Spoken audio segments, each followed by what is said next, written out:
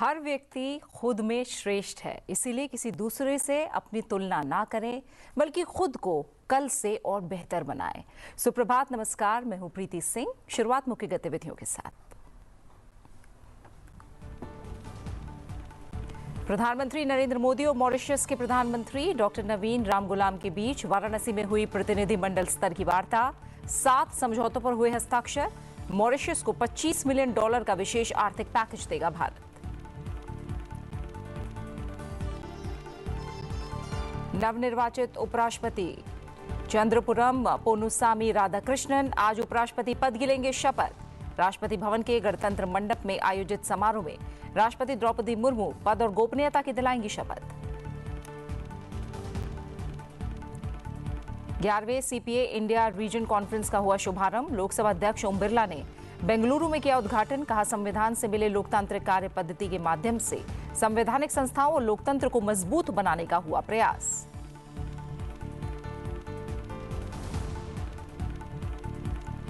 ज्ञान भारतम पर आयोजित अंतर्राष्ट्रीय सम्मेलन में आज भाग लेंगे प्रधानमंत्री नरेंद्र मोदी।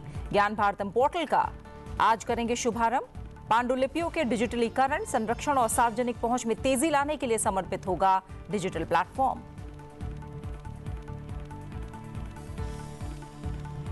रक्षा मंत्री राजनाथ सिंह ने मुंबई के ऐतिहासिक गेटवे ऑफ इंडिया से भारतीय सेना के नौकायन पोत IASV त्रिवेणी को वीडियो कॉन्फ्रेंस से किया रवाना। परिक्रमा अभियान में सेना, नौसेना और वायुसेना की 10 महिला अधिकारियों वाले पहले त्रिसेवा महिला दल शामिल। 9 महीने लंबी इस यात्रा के दौरान चालक दल 26,000 समुद्री मील से अधिक की यात्रा करेंगे तय।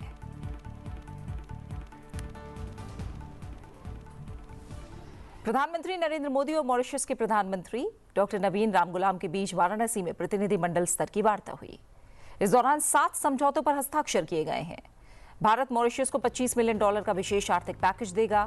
प्रधानमंत्री नरेंद्र मोदी ने कहा कि फ्री, ओपन, सिक्योर, स्थिर और समृद्ध हिंद महासागर हमारी साझा प्राथमिकता है। उन्होंने कहा कि भारत और मॉरिशस केवल साझेदार नहीं बल्कि परिवार है।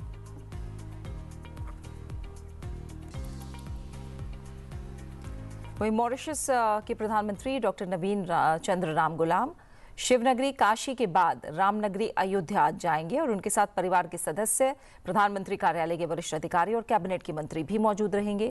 अयोध्या में मॉरिशस के प्रधानमंत्री का क्या शेड्यूल रहेगा, आइए नजर डालते हैं।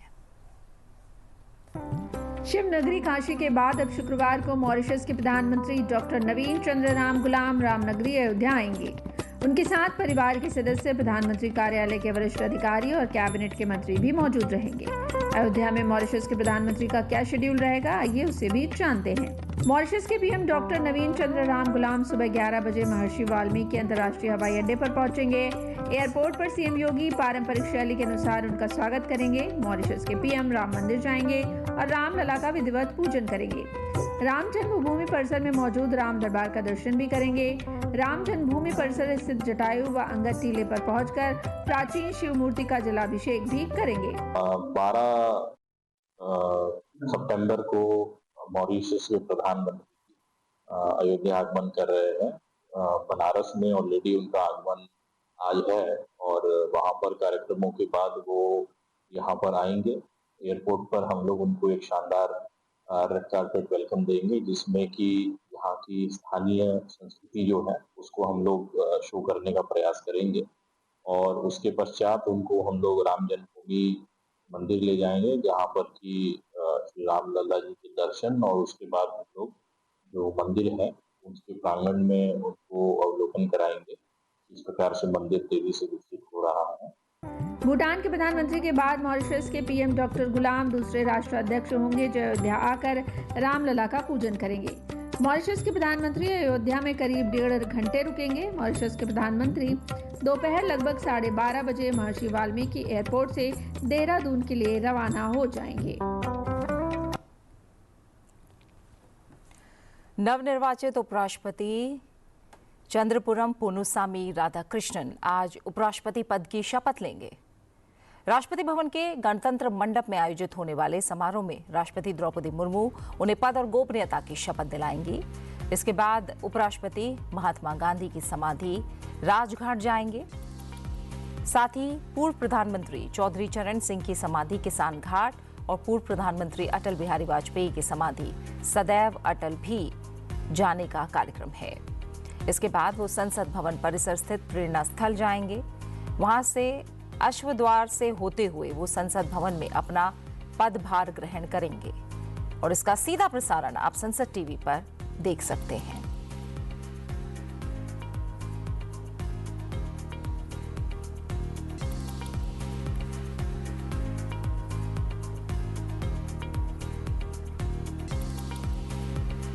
और आइए जानते हैं नवनिर्वाचित उपराष्ट्रपति के राजनीतिक सफर के बारे में। उपराष्ट्रपति पद के लिए चुनाव संपन्न हो चुका है। एनडीए के उम्मीदवार चंद्रपुरम पोन्नुसामी राधाकृष्णन यानी सीपी राधाकृष्णन देश के उपराष्ट्रपति के रूप में निर्वाचित हो चुके हैं। राजनीति में सीपी राधाकृष्णन का अनुभव 4 दशकों से ज्यादा का है। वे महाराष्ट्र, झारखंड, तेलंगाना के राज्यपाल और पुडुचेरी के उपराज्यपाल रह चुके हैं। 4 मई 1957 को तमिलनाडु के तिरुपुर में जन्मे श्री राधाकृष्णन ने बिजनेस एडमिनिस्ट्रेशन में स्नातक की उपाधि प्राप्त की है। वे आरएसएस के स्वयंसेवक रहे हैं। उन्होंने अपनी राजनीतिक यात्रा की शुरुआत 1974 में की और भारतीय जनसंघ की राज्य कार्यकारिणी के सदस्य बने। 1998 में वे पहली बार कोयम्बटूर से लोकसभा के लिए चुने गए। 1999 में वे दोबारा लोकसभा के लिए चुने गए। सांसद के रूप में अपने कार्यकाल के दौरान उन्होंने कपड़ा संबंधी संसदीय स्थायी समिति के अध्यक्ष के रूप में कार्य किया। वे सार्वजनिक क्षेत्र के उपक्रमों संबंधी संसदीय समिति और वित्त संबंधी परामर्शदात्री समिति के सदस्य भी रहे। उन्हें स्टॉक एक्सचेंज घोटाले की जांच करने वाली संसदीय विशेष समिति का सदस्य भी बनाया गया। 2004 में उन्होंने संसदीय प्रतिनिधि मंडल के सदस्य के रूप में संयुक्त राष्ट्र महासभा को संबोधित किया था। 2004 से 2007 के बीच श्री राधाकृष्णन तमिलनाडु भाजपा के प्रदेश अध्यक्ष रहे। इस पद पर रहते हुए उन्होंने 19,000 किलोमीटर की रथ यात्रा की जो 93 दिनों तक चली। इस यात्रा के दौरान उन्होंने सभी भारतीय नदियों को जोड़ने, आतंकवाद के उन्मूलन, समान नागरिक संहिता लागू करने, अस्पृश्यता निवारण और नशीले पदार्थों के खतरे से निपटने जैसे कई मुद्दे जनता के बीच रखे। उन्होंने विभिन्न उद्देश्यों के लिए 2 और पदयात्राओं का नेतृत्व भी किया। 2016 में श्री राधाकृष्णन कोच्चि स्थित कॉयर बोर्ड के अध्यक्ष नियुक्त किए गए और 4 वर्षों तक वह इस पद पर रहे। उनके नेतृत्व में भारत से कॉयर निर्यात 2532 करोड़ रुपए के सर्वकालिक उच्च स्तर पर पहुंच गया। 2020 से 2022 तक वे केरल भाजपा के अखिल भारतीय प्रभारी रहे। चंद्रपुरम पोन्नुसामी राधाकृष्णन एक उत्साही खिलाड़ी भी रह चुके हैं। वे कॉलेज स्तर पर टेबल टेनिस में चैंपियन थे। इसके साथ ही वे लंबी दूरी के धावक भी थे। उन्हें क्रिकेट और वॉलीबॉल का भी शौक था। चंद्रपुरम पोन्नुसामी राधाकृष्णन 20 से ज्यादा देशों की यात्राएं कर चुके हैं। लोकसभा अध्यक्ष ओम बिरला ने गुरुवार को बेंगलुरु में 11वें सीपीए इंडिया रीजन कॉन्फ्रेंस का शुभारंभ किया। इस मौके पर लोकसभा अध्यक्ष ने कहा कि संविधान से मिले लोकतांत्रिक कार्य पद्धति के माध्यम से संवैधानिक संस्थाओं और लोकतंत्र को मजबूत बनाने का प्रयास हुआ है। विभिन्नताओं के बावजूद भारत सशक्त है तो संविधान निर्माताओं के कारण। इसलिए सभी की जिम्मेदारी है कि लोकतांत्रिक संस्थाओं पर लोगों का विश्वास और मजबूत हो, शासन और प्रशासन में पारदर्शिता आए। जब भारत का संविधान बना था आजादी के बाद, उस समय संविधान सभा के अंदर भी सहमति असहमति, विचारों की भिन्नता, विभिन्न दृष्टिकोण होने के बाद भी हमने व्यापक चर्चा और संवाद के साथ संविधान बनाया। और इसीलिए संविधान बनाते समय हमारी जो विरासत थी लोकतांत्रिक कार्य पद्धति की, वो हमने लगातार इस संविधान के माध्यम से इस देश को दी। मैं संविधान निर्माता बाबा साहब अंबेडकर जी और उन सभी संविधान निर्माताओं को धन्यवाद देता हूं कि आज हम सबको गर्व है कि दुनिया का सबसे बड़ा लोकतंत्र भारत है और दुनिया का सबसे जीवंत हमारा संविधान है, जो हमें आज भी मार्गदर्शन देता है।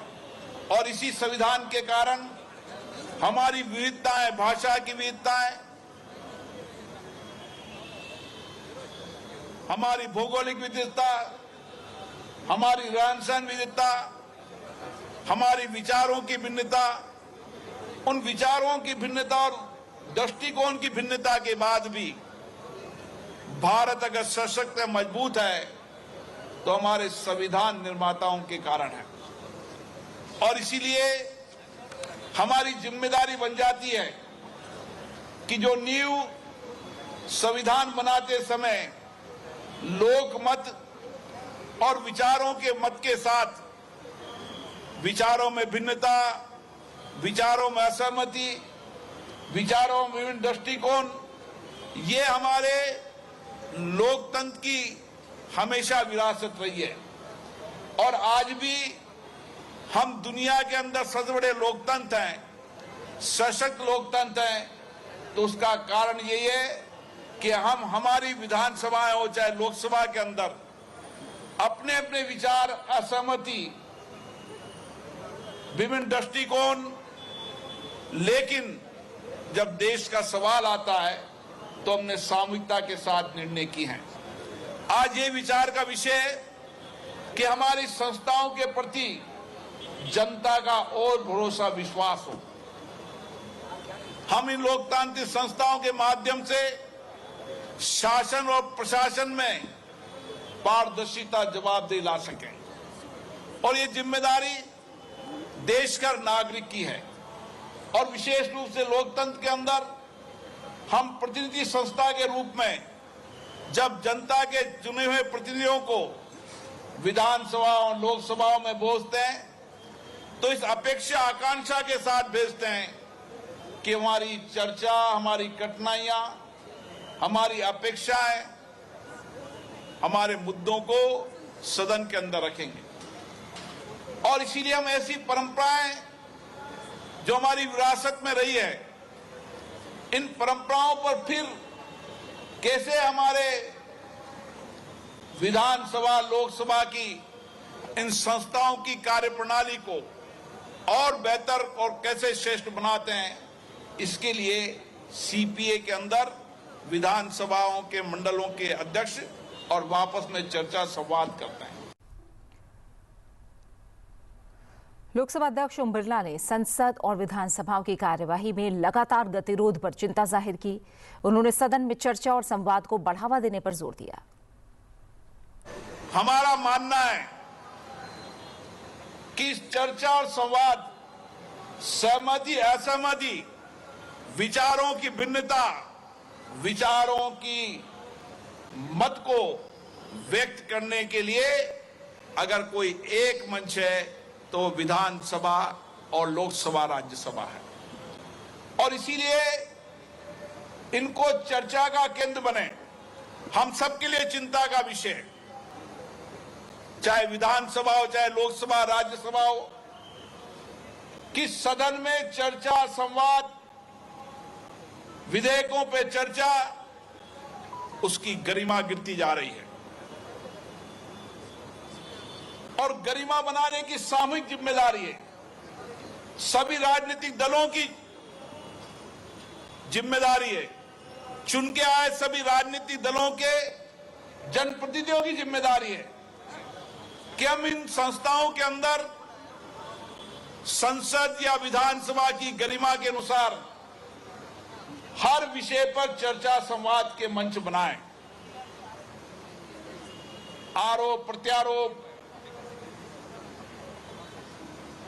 ये राजनीति के विषय सदनों में नहीं आना चाहिए। लेकिन धीरे धीरे हम सबकी ये चिंता रहती है कि सदन में नियोजित तरीके से गतिरोध, न विधानसभा न लोकसभा के अंदर लगातार गतिरोध, चर्चा न करना, ये सबके लिए चिंता का विषय। और इसीलिए हम सब लोग यहां पर इसीलिए चर्चा के लिए बैठे हैं कि इन सदनों को और बेहतर चर्चा संवाद का केंद्र बनाएं। ये संस्थाएं जो हमारे लोकतंत्र की मंदिर के रूप में है, जहां हम पवित्र भाव से, पवित्र विचारों से अपनी अभिव्यक्ति के लिए आते हैं। और इसीलिए मेरा आग्रह रहता है कि सभी राजनीतिक दल इस पे चर्चा करेंगे, विचार विमर्श करेंगे और इस सदनों को और चर्चा संवाद का बेहतर मंच बनाएंगे। प्रधानमंत्री नरेंद्र मोदी तेज बारिश, बाढ़ और भूस्खलन से प्रभावित पहाड़ी राज्य उत्तराखंड के दौरे पर हैं। उन्होंने बाढ़ और बारिश से प्रभावित क्षेत्रों के लिए 1200 करोड़ रुपए की वित्तीय सहायता की घोषणा की है। उन्होंने वरिष्ठ अधिकारियों से स्थिति का जायजा लिया और समीक्षा बैठक की, पूरे हालात की जानकारी ली और राहत और बचाव के लिए उठाए गए कदमों के बारे में पूछताछ की। इस बैठक के दौरान राज्य के मुख्यमंत्री पुष्कर सिंह धामी भी मौजूद थे। प्रधानमंत्री ने आपदा प्रभावित लोगों से मुलाकात की। इस दौरान उन्होंने लोगों की आप बीती सुनी और उन्हें केंद्र और राज्य सरकार की ओर से हर संभव सहायता का आश्वासन दिया।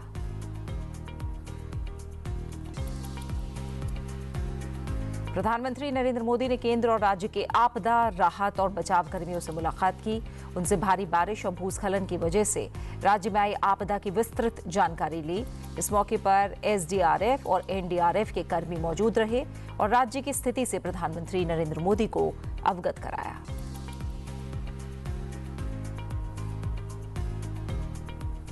प्रधानमंत्री नरेंद्र मोदी आज शाम लगभग 4:30 बजे नई दिल्ली के विज्ञान भवन में ज्ञान भारतम पर आयोजित अंतर्राष्ट्रीय सम्मेलन में भाग लेंगे। ज्ञान भारतम पोर्टल का भी शुभारंभ करेंगे। ये पोर्टल पांडुलिपियों के डिजिटलीकरण, संरक्षण और सार्वजनिक पहुंच में तेजी लाने के लिए एक समर्पित डिजिटल प्लेटफॉर्म है। ये सम्मेलन 11 से 13 सितंबर तक पांडुलिपि विरासत के माध्यम से भारत की ज्ञान धरोहर की पुनः प्राप्ति विषय वस्तु पर आयोजित किया गया है। इसमें दुर्लभ पांडुलिपियों की एक प्रदर्शनी और पांडुलिपि संरक्षण, डिजिटलीकरण, प्रौद्योगिकियों, मेटा डेटा मानक, कानूनी संरचनाओं, सांस्कृतिक कूटनीतिक और प्राचीन लिपियों के अर्थ निर्धारण जैसे महत्वपूर्ण क्षेत्रों पर विद्वानों की प्रस्तुतियां भी शामिल हैं। इस अवसर पर प्रधानमंत्री नरेंद्र मोदी उपस्थित जनसमूह को भी संबोधित करेंगे। नई दिल्ली में ज्ञान भारतम अंतर्राष्ट्रीय सम्मेलन 2025 का 11 सितंबर को शुभारंभ हुआ। संस्कृति मंत्री गजेंद्र सिंह शेखावत ने सम्मेलन का उद्घाटन किया। अपने संबोधन में उन्होंने कहा कि प्रधानमंत्री नरेंद्र मोदी के नेतृत्व में देश सांस्कृतिक पुनर्जागरण के दौर से गुजर रहा है। उन्होंने बताया कि इस अभियान के अंतर्गत 25 क्लस्टर, 20 क्षेत्रीय केंद्र और 10 उत्कृष्टता केंद्र स्थापित किए जाने हैं। इस सम्मेलन में देश विदेश के विद्वानों, विशेषज्ञों, संस्थानों और सांस्कृतिक कार्यकर्ताओं सहित 1100 से ज्यादा प्रतिभागी शामिल हो रहे हैं। भारत की इस समृद्ध ज्ञान परंपरा, जिसका प्रवाह हजारों हजार साल तक अनेक तरह की चुनौतियों और कठिनाइयों, प्रतिरोध और संघर्षों के बावजूद भी निरंतर बना रहा, उस ज्ञान परंपरा को एक बार फिर देश और दुनिया से परिचित कराने के उद्देश्य से भारत के इस समृद्ध ज्ञान को पुनः संजो करके प्रकाशित करने, भारत की स्थाति को जान करके हम सब लोग इस पर गर्व कर सकें, इस उद्देश्य से माननीय प्रधानमंत्री नरेंद्र मोदी जी के नेतृत्व में जो ज्ञान भारतम मिशन प्रारंभ हुआ है, मित्रों, मुझे अत्यंत प्रसन्नता है कि एक नए मिशन की शुरुआत इतने सारे लोग जो इस विषय में विशेषज्ञता रखते हैं, प्रवीणता रखते हैं और आने वाले समय में इस विषय को आगे बढ़ाने के लिए जिनका मूल्यवान मार्गदर्शन और योगदान अत्यंत महत्वपूर्ण होने वाला है,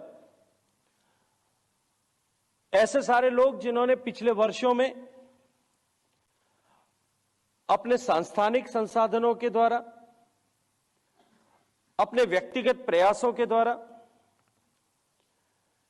ऐसी धरोहर को संरक्षित करके अपने पास में संजो करके रखा है, उन सब के साथ मिलकर के हम अगले 3 दिन तक एक विचार मंथन की प्रक्रिया को प्रारंभ करने वाले हैं। और मैं पूरे विश्वास के साथ में कह सकता हूं कि आप सबकी ऊर्जा, आप सबके पुरुषार्थ, आप सबके महत्वपूर्ण योगदान, आप सबके सक्रिय सहभागिता के चलते हुए ये जो विचार मंथन होगा, इस मंथन के बाद में जो अमृत निकलेगा, जो नवनीत निकलेगा, वो निश्चित रूप से इस मिशन को स्निग्धता के साथ में उत्कर्ष तक पहुंचाने का और सफल बनाने का माध्यम बनेगा। रक्षा मंत्री राजनाथ सिंह ने तीनों सेनाओं के महिला जल यात्रा नौकायन अभियान समुद्र प्रदक्षिणा को वर्चुअली हरी झंडी दिखाकर मुंबई के गेटवे ऑफ इंडिया से रवाना किया। रक्षा मंत्री ने इस यात्रा को नारी शक्ति, तीनों सेनाओं की सामूहिक शक्ति, एकता और संयुक्तता, आत्मनिर्भर भारत और उसकी सैन्य कूटनीति और वैश्विक दृष्टिकोण का एक ज्वलंत प्रतीक बताया है। लेफ्टिनेंट कर्नल अनुजा वरुडकर के नेतृत्व में चालक दल में 5 सेनाधिकारी, 1 नौसेना अधिकारी और 4 वायु सेनाधिकारी शामिल हैं। 9 महीने लंबी इस यात्रा के दौरान चालक दल 26,000 समुद्री मील से अधिक की यात्रा करेगा। साथियों, आज इतिहास में पहली बार ऐसा हो रहा है जब तीनों ही सेनाओं, आर्मी, नेवी और एयरफोर्स की महिला अधिकारी एक साथ एक ही ध्वज के नीचे एक ही मिशन के साथ पूरी पृथ्वी की परिक्रमा के अभियान पर निकल रही हैं। इसे सिर्फ एक एक्सपेडिशन नहीं समझा जाना चाहिए, बल्कि इसका अर्थ वास्तव में इससे भी बहुत बड़ा है और यह हमारी तीनों सेनाओं की सामूहिक शक्ति का भी यह प्रतीक है। मुझे बताया गया है कि यह यात्रा लगभग 26,000 नॉटिकल माइल्स यानी लगभग 45,000 किलोमीटर लंबी है और इस यात्रा के दौरान आप सबको केप ऑफ गुड होप से लेकर डार्के पैसेज तक दुनिया के सबसे कठिन समुद्री मार्गों का सामना करना होगा। जाहिर सी बात है, इस यात्रा में आपको बहुत दिन लहरों पर ही बिताने होंगे, जहां दूर दूर तक इंसान तो छोड़िए, जमीन का टुकड़ा तक भी आपको देखने को नहीं मिलेगा। पानी और आकाश के बीच गर्व से खड़े होकर इतनी लंबी दूरी तय करना अपने आप में शारीरिक और मानसिक दोनों की शक्ति का यह प्रतीक है। मैं आप सभी बेटियों से भी यह कहना चाहूंगा, यह सिर्फ एक शिप की यात्रा नहीं है, यह एक आत्मिक साधना भी है और यह अनुशासन और इच्छा शक्ति की भी यात्रा है। और खबर खेल की दुनिया से, एशिया कप हॉकी चैंपियनशिप में शानदार प्रदर्शन करते हुए भारत ने खिताब अपने नाम कर लिया है। इस चैंपियनशिप में अहम भूमिका निभाने वाली टीम के आक्रामक फॉरवर्ड खिलाड़ी अभिषेक नैन ने इसे भारतीय हॉकी के लिए एक ऐतिहासिक उपलब्धि बताया है। खिताबी मुकाबले में मैन ऑफ द मैच रहे अभिषेक ने खास बातचीत में टीम की जीत और आगे के लक्ष्यों पर अपने विचार साझा किए। पूरी एशिया कप हमारी जर्नी बहुत अच्छी रही। स्टार्ट में थोड़ा सा हमारा ठीक नहीं था, लेकिन लास्ट मैचेस में हम बहुत अच्छा परफॉर्म कर पाए और ये एज ए टीम हमने जो हमारा टारगेट किया, हम वर्ल्ड कप क्वालिफाई होंगे, तो वो हमने अचीव किया है। और जो मेरे मैन ऑफ द टूर्नामेंट की बोल रहे हो आप, वो सर वो एज ए टीम जो मेरे को सपोर्ट मिली है पूरे थ्रू आउट द टूर्नामेंट, वो सर उसी वजह से मेरे को ये मिला है। आपके लिए राजगिरी जो है वो होम ग्राउंड था, तो दर्शकों का किस तरह से आप पे सपोर्ट रहा वहाँ? सर दर्शकों, बिहार के दर्शकों की बात करें तो सर वो मुझे सबसे ज़्यादा अच्छे लगे, क्योंकि मैं भी उसमें उड़ीसा में भी खेला हूँ और रांची झारखंड में भी खेला हूँ, दिल्ली में भी खेला हूँ मैं। लेकिन जो बिहार के जो सपोर्टर थे, जो राजगिरी के थे, उन्होंने मतलब बहुत ज़्यादा अच्छी सपोर्ट की हमको, बहुत क्रेजी फैंस थे सर वहाँ। इस एशिया कप से पहले किस तरह की तैयारी थी? स्ट्राइकर्स के ऊपर ज़्यादा फोकस था। जो फील्ड गोल्स थे वो हमारे ओलंपिक में सरकम हुए थे, तो अभी स्ट्राइकर के ऊपर और जो डीप डिफेंस है, जो इनसाइड द सर्कल हम डिफेंस करते हैं, उसके ऊपर हमारा ज़्यादा फोकस था। जो स्ट्रेटजी जो थ्रू आउट द टूर्नामेंट जो मैच बाय कर रहे थे वो तो सर, लेकिन जो ज़्यादा फोकस था वो स्ट्राइकर और डीप डिफेंस में था सर। इस खिताबी जीत के बाद जो अगला पड़ाव वर्ल्ड कप है 2026 का, उसके बाद ओलंपिक है, इसके लिए क्या टीम का क्या स्ट्रेटेजी है, किस तरह की तैयारियां रहेंगी? फोकस है हमारा वर्ल्ड कप के ऊपर, लेकिन अभी हमें थोड़ा सा जो नज़दीक जो हमारे टूर्नामेंट्स हैं उनका देखना चाहिए हमको। एनसीसी के ऑल इंडिया थल सैनिक कैंप में 11 सितंबर को एनसीसी महानिदेशक लेफ्टिनेंट जनरल गुरबीर पाल सिंह ने विभिन्न प्रतियोगिताओं में प्रथम स्थान प्राप्त करने वाले कैडेटों को पुरस्कार प्रदान किए। इस शिविर में देश भर से 867 छात्र और 679 छात्राएं कैडेट समेत कुल 1546 कैडेटों ने हिस्सा लिया है, जिन्होंने फायरिंग, टेंट पिचिंग, बाधा दौड़ और मैप रीडिंग जैसी प्रतियोगिताओं में हिस्सा लिया। जाते जाते आपको छोड़ जाते हैं इसी से जुड़ी झलकियों के साथ। फिलहाल मुझे दीजिए इजाजत, अपना अच्छे से ख्याल रखिए और बने रहिए सनसेट टीवी के साथ। नमस्कार।